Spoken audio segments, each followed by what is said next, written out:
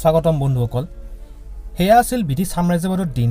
তাৰিখ 22 জানুৱাৰী 1879 সময় ঠিক আবেলি 4 বজাৰ লগে লগে ব্ৰিটিছৰ এটো কেম্পত জুলু নামৰ দক্ষিণ আফ্ৰিকাৰ এটি বৃহৎ দলে 139 জন ব্ৰিটিছ সৈনিকৰ ওপৰত জপিয়াই পৰিছিল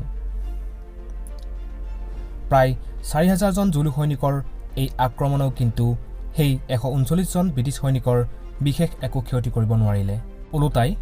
তেওঁলোকৰ 500 জন সৈনিকৰ মৃত্যুহে হ'ল আৰু বহুতো আঘাতপ্ৰাপ্ত হ'ল এয়া সম্ভৱ আছিল ব্ৰিটিছৰ যুদ্ধ নিপুণতা অস্ত্ৰ-শস্ত্ৰৰ আধুনিকতা একতা আৰু আটাইতকৈ ডাঙৰ বিপদত ধৈৰ্য ধৰি থাকিব পৰা গুণৰ বাবে গতিকে বন্ধুসকল আমি ইয়াৰ পৰা এইটো শিকিলো যে